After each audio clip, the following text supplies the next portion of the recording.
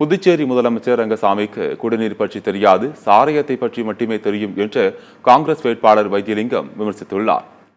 புதுச்சேரி காங்கிரஸ் வேட்பாளர் வைத்தியலிங்கம் சாமிப்பிள்ளை தோட்டத்தில் பரப்புரை மேற்கொண்டார். அப்போது பேசிய அவர், கடந்த 10 ஆண்டுகால மோடி ஆட்சியில் அனைத்து பொருட்களும் விலை ஏறிவிட்டது என்று கூறினார். வைத்தியலிங்கம் பேசிக் கொண்டிருந்த போது சுத்தமான குடிநீர் இங்கு இல்லை என மக்கள் புகார் கூறினர். அதற்கு பதிலளித்த வைத்தியலிங்கம், குடிநீர் கேட்டால் ரங்கசாமிக்கு தெரியாது, ஆனால் சாராயம் கேட்டால் உடனடியாக கொடுப்பார் என்று கடுமையாக சாடினார்.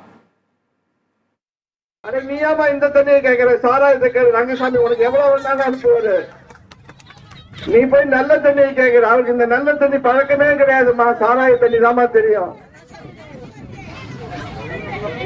அதாவது அவர் என்ன சொல்றாரு, நீ இந்த தண்ணியை குடி புழு செத்துரும் உள்ள போய் எண்ணுவாரு.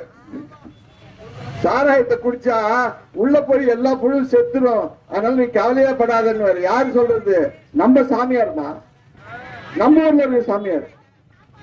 இதுதான் நம்ம ஆளுக்கு தெரியும். நீங்க பாரு, பக்கத்துல கடை தரக்கூடாதுன்னு எவ்வளவு கஷ்டப்பட்டு கடையை திறந்தாரு. எவ்வளவு பேரை கைது பண்ணாரு, எவ்வளவு பேர் கேஸ் போட்டாரு. கேஸ் போட்டு தானே கடையை திறந்தாரு. அந்த மாதிரிதான் நம்ம ஆளு. அதனால எதுவா இருந்தாலும் அவர் வைத்தியம் பண்ணுவாரு.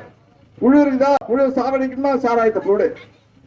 சாப்பாடு நல்லா இல்லையா, அதுல ஒரு சாராயத்தை ஊத்து, கஷாயத்தை ஊத்து. அதாவது நாம சொல்லுவோம் கஷாயம், அவர் சொல்றது சாராயம். இதுதான் வித்தியாசம்.